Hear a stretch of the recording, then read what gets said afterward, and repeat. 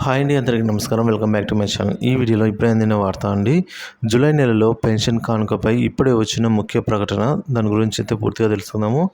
వీడియోలోకి అయితే వెళ్ళిపోయే ముందు వీడియోకి అయితే ఒక లైక్ చేయండి.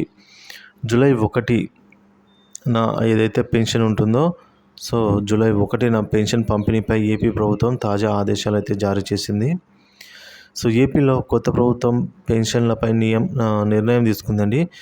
ఎన్నికల సమయంలో ఇచ్చిన హామీ మేరకు పెన్షన్లను పెంచుతూ ముఖ్యమంత్రి చంద్రబాబు బాధ్యతలు చేపడుతూనే సంతకం చేశారు. ఈ నెల 4,000 కలిపి 1వ తేదీన పంపిణీ జరిగే దిశగా అయితే కసరత్తు జరుగుతోంది. వాలంటీర్లతో పంపిణీ చేయాలా లేదా ప్రభుత్వ సిబ్బందితో పంపిణీ చేయాలనేది చర్చ జరుగుతోంది. ఈ సమయంలోనే పెన్షన్లు పంపిణీపైన ఏపీ ప్రభుత్వం తాజాగా కీలక ఆదేశాలు అయితే జారీ చేయడం జరిగింది. ఏపీలో కొత్త ప్రభుత్వం కొలువుదీరింది. అధికారంలోకి రాగానే పెన్షన్లకు 4,000 రూపాయలు పెంచుతామని చెప్పి ఎన్నికల సమయంలో చంద్రబాబు హామీ ఇచ్చి ఉన్నారు. ఈ మేరకు అయితే అమల్లో భాగంగా పెరిగిన పెన్షన్లు 1,000 రూపాయల నుంచి 3,000 నుంచి 1,000 రూపాయలను 3,000 అంటే 3,000 ఉండేది 4,000గా అయితే పెంచారండి. అలాగే ఈ పెంచిన పెన్షన్ అనేది ఏప్రిల్, మే, జూన్ నెలలకు కూడా వర్తిస్తాయని చెప్పి ఆ 3,000 ఈ 4,000 కలిపి 7,000 జూలై 1న చెల్లించేలా ఏర్పాట్లు చేస్తున్నారు. తాజాగా ఈ పంపిణీ పైన మంత్రి కొండపల్లి శ్రీనివాస్ అధికారులకు కీలక ఆదేశాలు అయితే ఇచ్చి ఉన్నారు.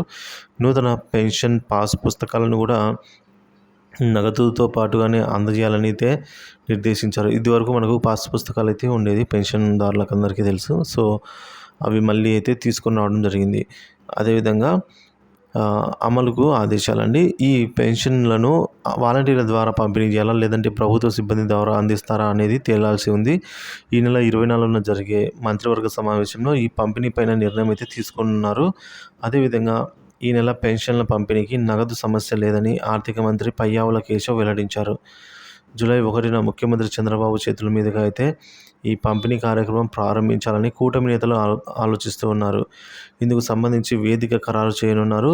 తొలి హామీ అమల్లో భాగంగా జూలై 1న ఈ కార్యక్రమం అనేది రాష్ట్ర వ్యాప్తంగా నిర్వహించాలని అయితే భావిస్తూ ఉన్నారు. దీనిపైన రేపు సోమవారం అంటే ఈరోజు జరిగే మంత్రివర్గ సమావేశంలో తుది నిర్ణయం అయితే జరిగే అవకాశం ఉందండి. ఈరోజు ఏదేమనేది కూడా మనకు అర్థమైపోతుంది ఫ్రెండ్స్.